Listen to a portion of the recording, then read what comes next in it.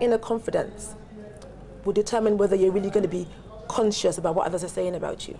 Albert, what must you never do in building your personal brand? Don't confuse the audience. Don't confuse the audience, because it's a building process. You lay the foundation, you build the first floor, you build the second floor. You don't arrive there overnight. It's a continuum. You lay the foundation, you keep adding on, and everything you do adds onto it. Everything that has been mentioned so far just augments a certain image you're trying to build. And so when you seriously contradict what you've put out there, it's almost like building up to the third floor and breaking 2 floors. Okay. Now, beyond some point, people don't take you seriously anymore, because what you say and what you do not match. When there's no synchronicity between what you say and what you do, people are confused about what you're trying to do, and your brand building will seriously be affected. So it's about consistency in what you stand for. And Benjamin Franklin says something. He says the reputation of 1,000 years or 1,000 years of doing the right thing can be destroyed by 1 day of doing the wrong thing. It takes years to build a reputation. It takes one careless act. One person reversing out of the driveway hits a flower pot or hits a curb, and one thing leads to another, and Tiger Woods, from being the world's most respected face in terms of brand, in terms of value, comes crashing down, and it begins to affect the golf. It affects adverts. The cost of what the indiscretions that he found himself in is immeasurable in terms of the financial implications, the social implications, even the implications on his game. Now, world number 1 to 50, and Tiger is not in. I mean, look at the implications. And so when you do not stand consistently for something, people cannot place you anymore, and that could have serious implications. Mind you, your brand has implications for your value. That is why 2 people from the same university, having done the same course, holding the same degree, can apply for a job, and just at the interview, one is guaranteed a salary 3 times the other. They could be course mates, they could be roommates, but the company decides this one would be called manager, this one will be called member of staff, and this one will earn 3 times what the other earns. They hold the same degree. It's the brand. Does it really matter the way I brand myself, and what is the direct correlative effect on the business I do?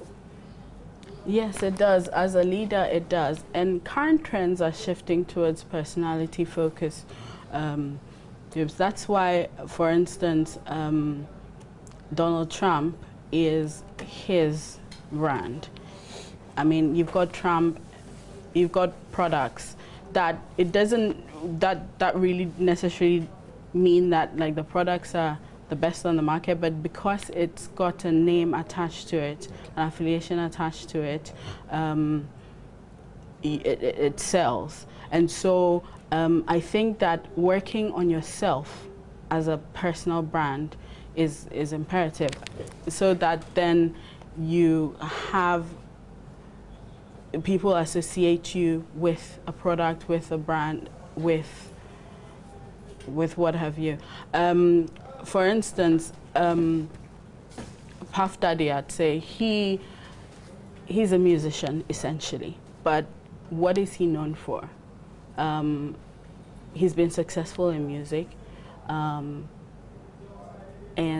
there's varying, I mean, he does alcoholic beverages, he does, he's a producer, and so basically all I'm trying to say is, yes, you must work on yourself, work on the business, and it's interlinked. It's interlinked, and there's a need for us to look at that. I don't know what the expression on your face means, and of course there's no art to find a mind's construction the face, if I can quote William Shakespeare on this one. But what are you thinking on that? Because I saw you silently supporting her point. What do you want to add to it? Personal branding and business. Yeah, so for example, there's a lady in Laboni. She sells plantain, roasted plantain. People come from all over. She doesn't use her hands to turn it over. Okay. She uses, the hand tongs. Right. So in terms of hygiene, for me, hygiene and food go hand in hand. People will often pay more money, travel longer distances, put themselves out just a little bit more for the experience you're offering them. So yes. People have favorite watches spot in the car. Yeah. And it doesn't matter that there's a watches salad next door. Yeah, exactly. Right. They'll travel. They'll pay the extra taxi fare, extra miles on their petrol in their car to come to you because they like the experience you give them. Okay. It could even just be how you smile at them, you know about their family, you actually take time to find out how they are. Right. So it's not just about they're buying, you're selling, but it's about relationship.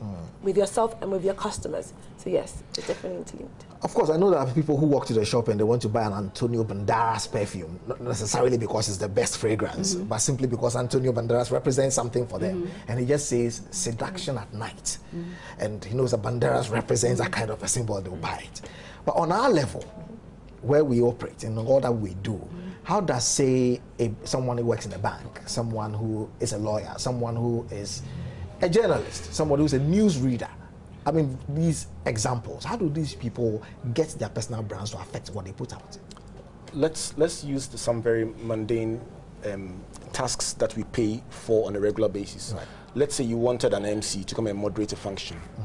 You look at a particular person and you say, he or she dresses sharp, they will be on time, they stick to the script, they don't digress too much, they understand the audience, they don't offend people's sensibilities, they're professional, they walk, the way they walk, the way they carry themselves, it speaks well to your audience. Okay. Now they say that person will come higher, it will cost you more to get that person. You probably pay 3 times more to get that person. You say, listen, this event, I want flawless execution. I'm willing to pay that price for this person.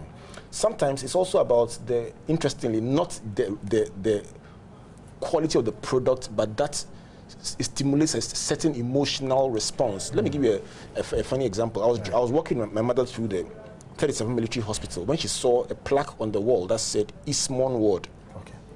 At that time, I didn't know who Eastmon was. Apparently, he was the first person who did open heart surgery in Ghana, as Frimpong Boateng captured in his book. But she saw the plaque and said, "Oh, Eastmon." And that was a meaningful, emotional response. Eastmon is a brand to her. He represents caring for people, going the extra mile to serve people. Eastmon had died and gone long ago, but she paused in front of a plaque to still acknowledge the man's greatness. Now, that is the kind of emotional response that makes people say, yours may be 5 times more than this person's, but I will pay for yours. That's what a brand always is. It stimulates an emotional response in people and makes them willing to go the extra mile to pay for your services because they find more value in it. In whatever field you are operating in, when people find that you give more, you go the extra mile, or they find that there is something that sometimes even holding it. Let's face it, for every one of the bottled water or the pure water, let's call it purified water or treated water selling companies, the same volume is put in a sachet and put in a bottle. And the bottled one sells at 5 times the price of the sachet one. You know it is the same company, the same label is on it, but you want to be seen holding a bottle because you are wearing a jacket. Exactly. You don't want to be seen holding a sachet.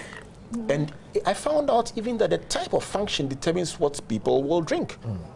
Even for the same category of drinks, soft drinks, for instance, I find that people don't want to hold things that are packed, packs.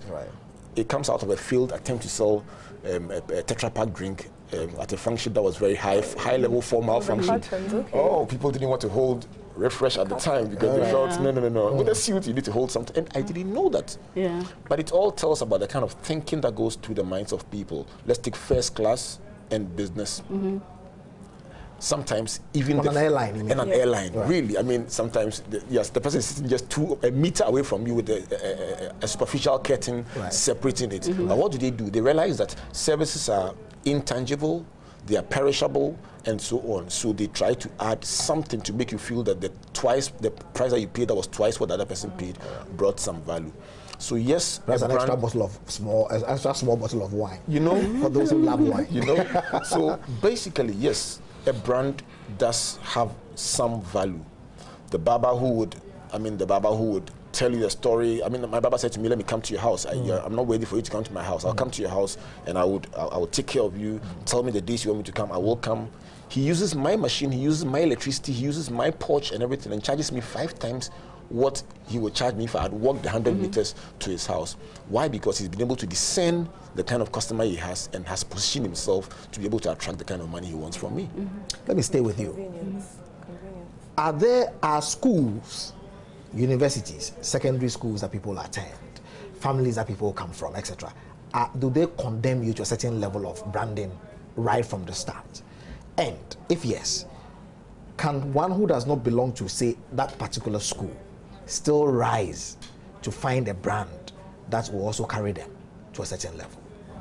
Because we all say Harvard University, and you know what it represents. Someone says that you can go and study jumping in Harvard. It will open almost every door for you in this life. So that's the background for which I ask these questions. And in Ghana, unfortunately, we don't make noise about our universities. It's actually our high schools where there's all these competitions, you know, back and forth and all of that. It's fun, isn't it? It is. Is that an issue? It is. I'll tell you what. We are all climbing a mountain. Some start from the middle, some start from the base. When you know how far away you are starting from, it determines how fast you run. Right. Let's face it. It's not just the school you attend. Sometimes the family name. In some families, when you go into law and you have a certain name, whether you like it or not, when you appear in court, that name would precede you. And so if you don't come from that kind of family and your name is not on that kind of chart, then you know you need to work extra hard, and it is your effort and your diligence that would open the door for you and not necessarily a family name. Having said that, some things would give you an advantage. The name, the school you went to, the kind of exposure you may have had, the kind of language that you speak, if you speak very well because of the way you were raised or the community you grew up in, these are all, they add up to your equity. I was watching a video by one of America's foremost speakers. He's called Nido Qubein. And he was an immigrant who came into America very poor. He couldn't even speak English, and he became the president of the American Speakers Association. And he was telling a story, and he says, knowing the disadvantages that he had, he did not try to learn language like others learn it.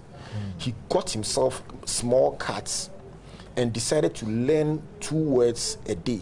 So he could multiply at the end of the day and see, the week and see, I've gotten 14 new words. At the end of the month, 14 times 4, 56. At the end of the year. So he was calculating, and then he did an analysis of the American who was born there, how many words do have in their vocabulary on average, and how many words he has. And his point was simply this: even if you came from a disadvantaged position, if you work consistently, bearing in mind where you are coming from and where you are going, you could work your way from the back of the queue all the way to the front.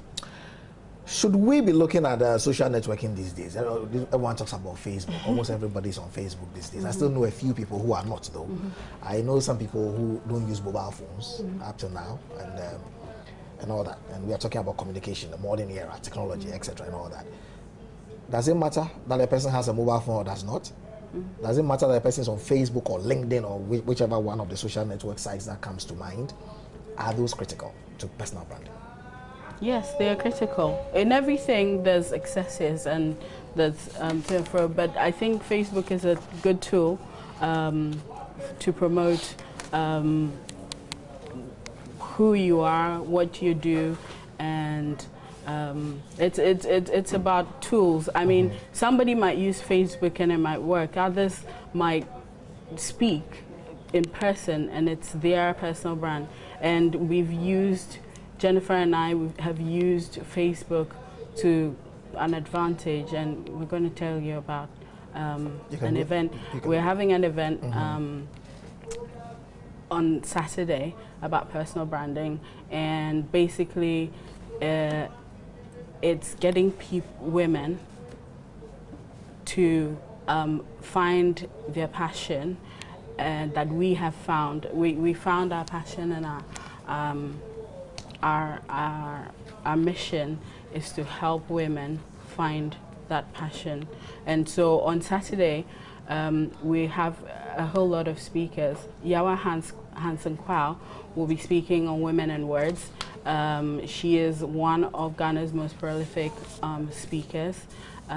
We've got Mrs. Vena Serrado, who is going to talk about maximizing your resources. She's from Vaniado.